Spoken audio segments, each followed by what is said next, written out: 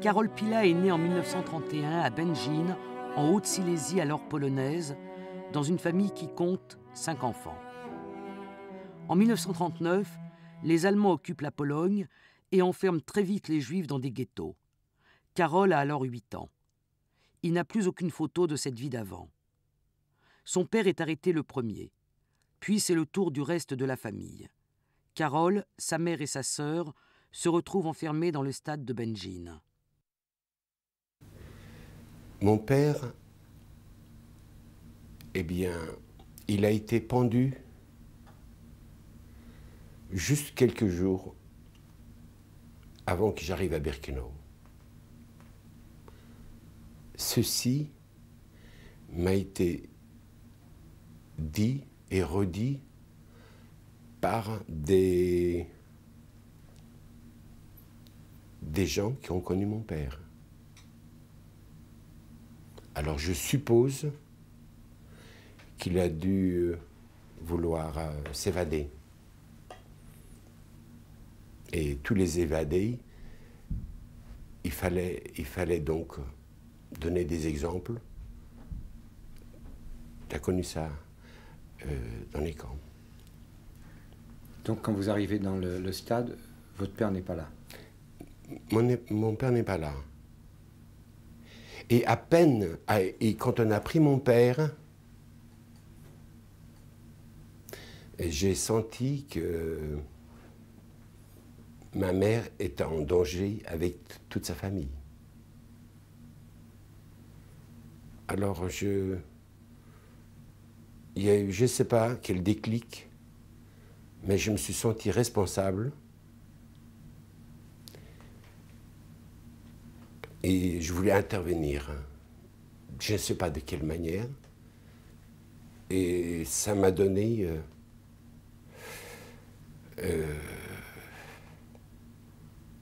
l'idée de vivre, de survivre, et la rage de m'écarter de tout danger. Et de pouvoir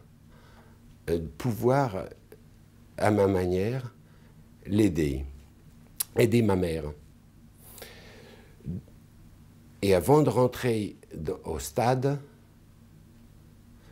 ma mère nous a dit « Je ne peux plus rien pour vous, il faut essayer de vous évader. Je ne peux plus rien. Il faut vous évader. » Alors, j'ai retenu ce qu'elle m'a dit et je me suis évadé du stade déjà, avec ma sœur, par miracle. On a traversé les épreuves qu'on a pu, jusqu'à de nouvelles rafles, où à un moment donné, quand on est deux, comme elle était l'aînée, elle voulait plus m'aider, me diriger, plus me soutenir. Or, j'avais tout à fait l'impression que l'adulte, c'était moi, et non elle. Par ce fait que j'ai eu une intuition toujours poussée, développée, et à un moment donné, elle voulait aller à droite, et moi je dis non, je vais là à gauche, et elle a été à droite, et de loin, je l'ai vu qu'on l'a raflé. Et là, je me suis retrouvé tout seul. Il y avait des rafles en permanence.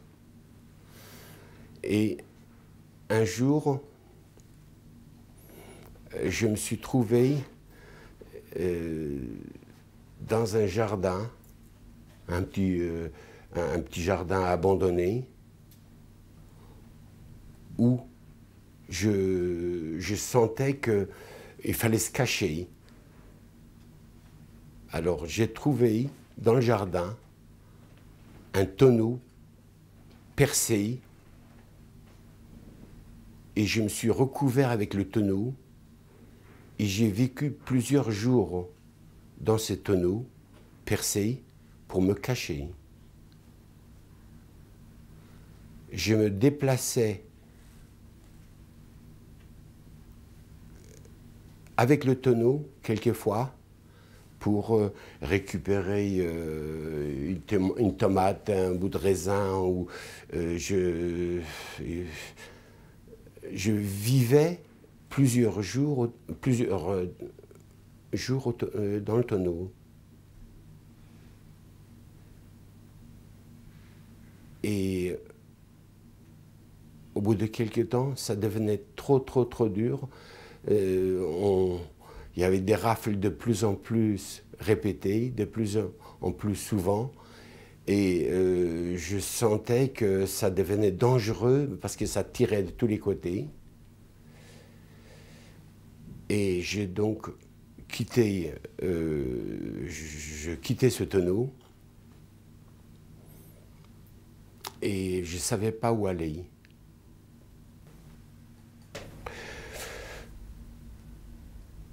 Pour moi, le ghetto, malheureusement, c'était déjà une préparation au camp d'Auschwitz. Les gens ne restaient pas.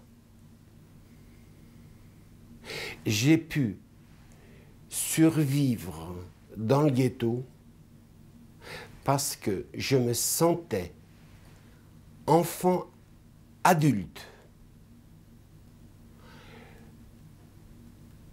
seul responsable, et je trouvais même, phénomène bizarre, je trouvais que moi, enfant, je me sentais adulte, et les adultes, je les ressentais enfants, tellement je me sentais mûr pour lutter et faire face au malheur qui nous attend.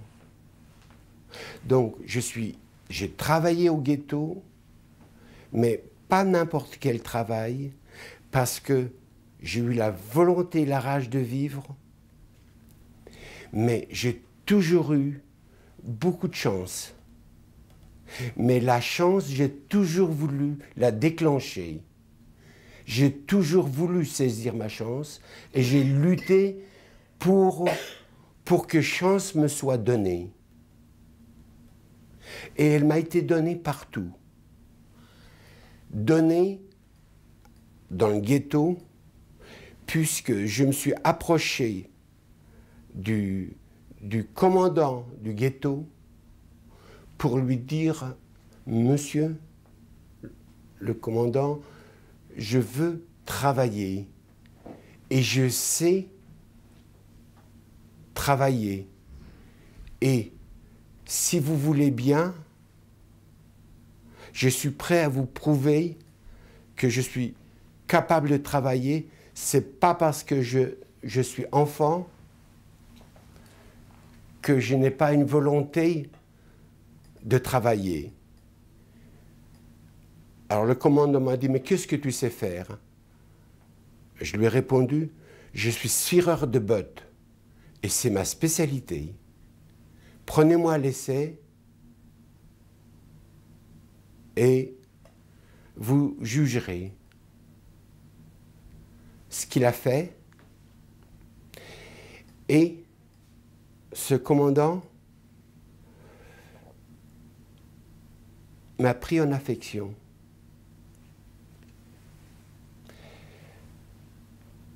Donc, j'ai pu retarder mon départ du ghetto, parce qu'au ghetto, on ne restait pas longtemps. j'avais l'impression, à partir du ghetto, j'avais l'impression que les adultes ne se rendaient pas compte qu'ils allaient au four crématoire, qu'ils allaient dans les camps. Ils ne pensaient pas qu'on pouvait être déporté, brûlé et avoir une issue fatale. Qu'est-ce qui vous faisait penser le contraire à vous?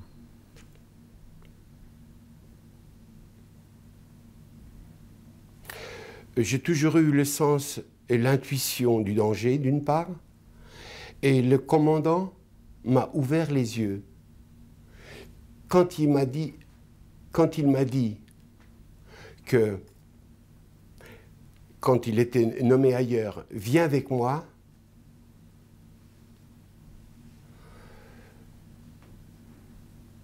j'étais ennuyé parce que je ne savais pas si je devais aller avec lui ou pas.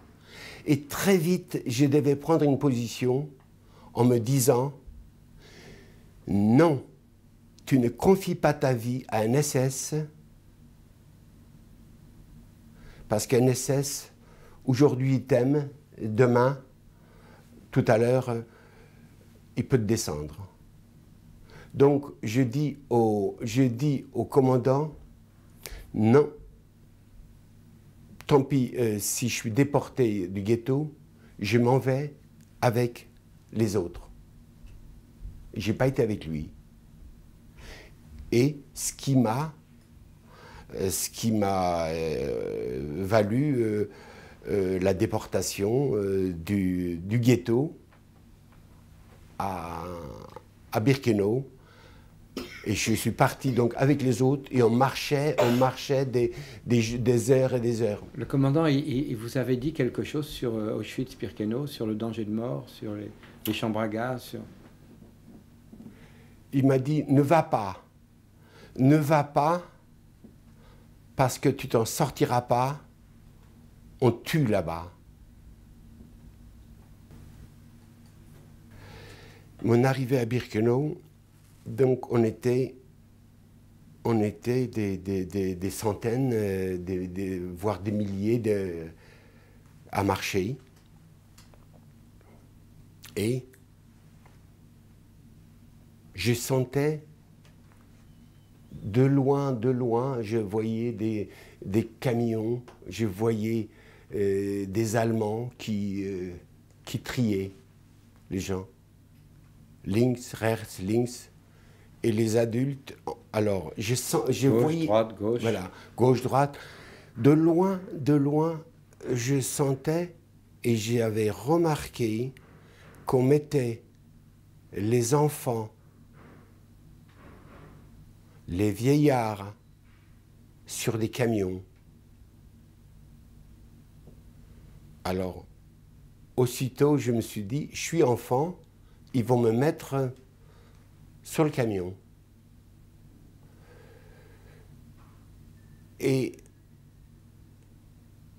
pour moi, les camions, c'était l'issue fatale. Je ne savais pas si c'était directement le four crématoire, mais je savais que les Allemands n'auraient aucune considération pour des enfants ni des vieillards. Alors je me suis dit, les adultes, ils vont les faire travailler, étant donné que c'était marqué à l'entrée du camp, Arbeit macht das Leben frei. Arbeit macht frei. Macht frei. Alors je voulais être frei, je voulais être libre. Le travail rend libre. Le travail rend libre, et je voulais donc travailler.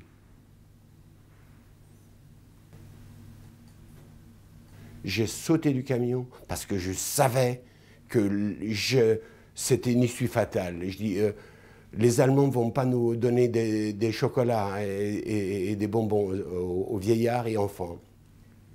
J'ai sauté du camion, je me suis approché du commandant, j'ai dit, je suis jeune, je veux travailler. Et il n'a pas beaucoup considéré ma volonté. Et de nouveau, il a ordonné de me remettre sur le camion.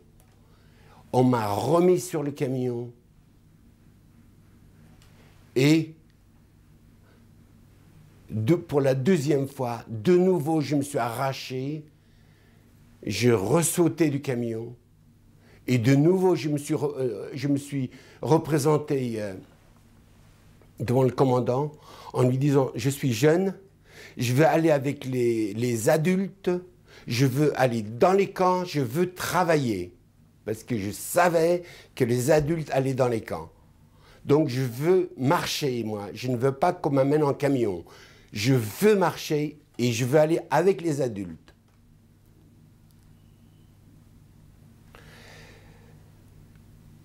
Et là, le commandant, il se dit, tiens, là, il a affaire à un enfant qui résiste. Et pour avoir la paix, ils m'ont mis dans une ambulance qui était à côté du camion. Et l'ambulance, ils m'ont mis dans l'ambulance. Et dans l'ambulance, il y avait les bouteilles à gaz pour gazer les gens au four crématoire. Comment vous saviez que c'était les bouteilles à gaz?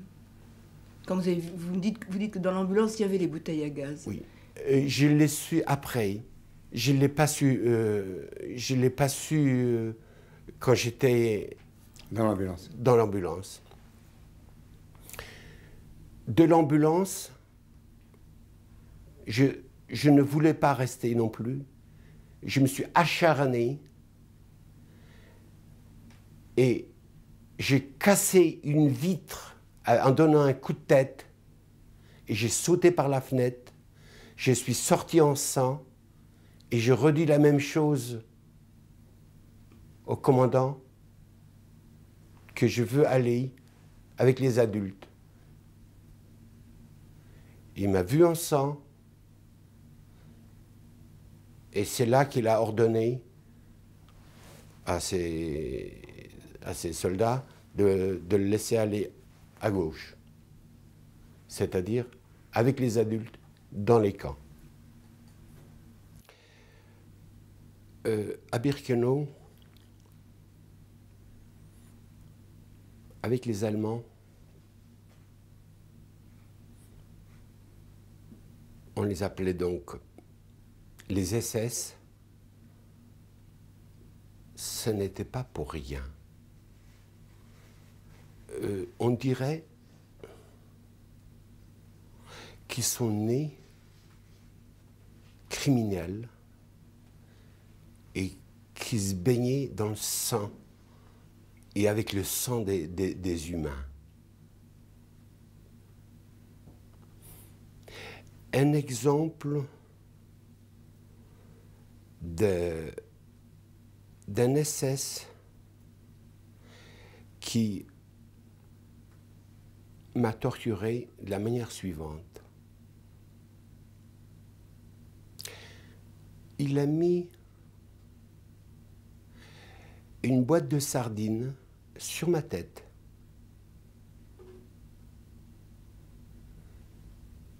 Il m'a fait reculer de 3 mètres, 2 mètres.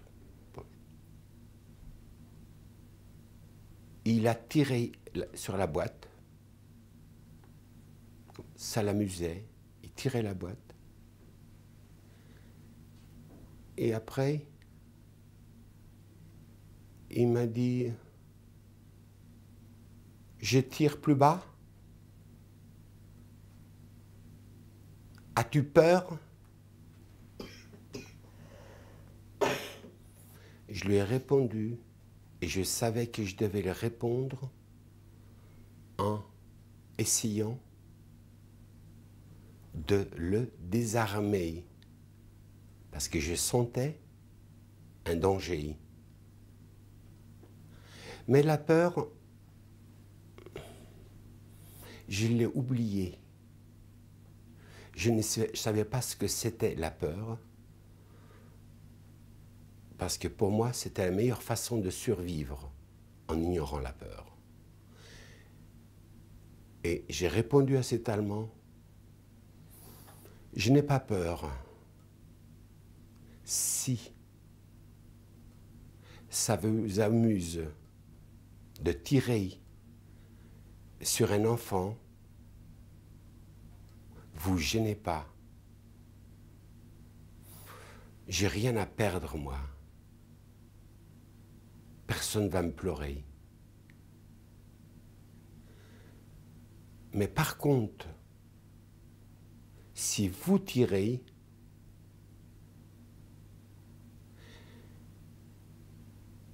eh bien, vous le regretterez votre vie durant. Parce que s'attaquer à un enfant désarmé et sans défense,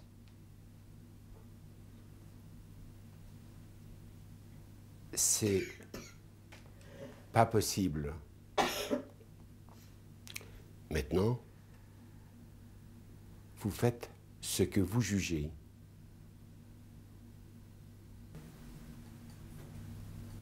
Les années ont passé, je peux maintenant témoigner et je le fais avec plaisir parce que je dois le faire.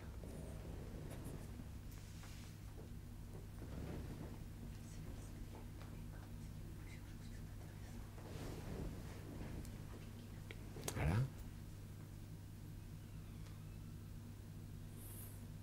C'était pas facile de retrouver une vie normale.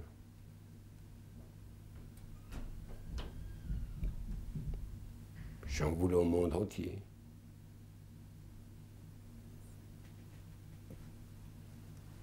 Pourquoi on mettait des enfants dans un tel état?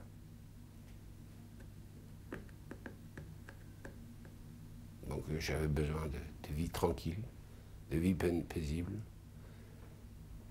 Et j'avais vraiment l'impression que je devais continuer à lutter tout seul pour avoir une vie. Et ce que j'ai fait, parce que je m'étais dit, une fois sorti des camps, il ne faut pas rater sa vie future. Ce que je ne voulais pas faire, ce que j'ai essayé de faire.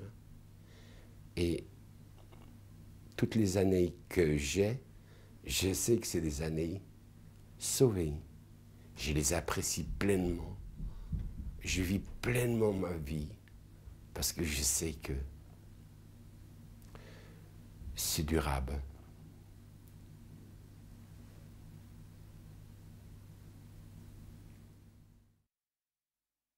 Karol Pila a été évacué d'Auschwitz le 18 janvier 1945. Passé par divers camps, il est libéré par les Américains à Melk, un sous-camp de Mauthausen, le 5 mai 1945. Toute sa famille a péri. Les Américains l'emmènent avec eux, le confient en France à l'œuvre de secours à l'enfance, l'OSE, qui lui trouve une famille d'accueil. Il apprend le français et aussi à lire, passe son certificat d'études, suit un enseignement technique, travaille avec son père adoptif, puis décide de voler de ses propres ailes. Il devient propriétaire de nombreuses boutiques de jouets. Marié, Karol Pila a un fils.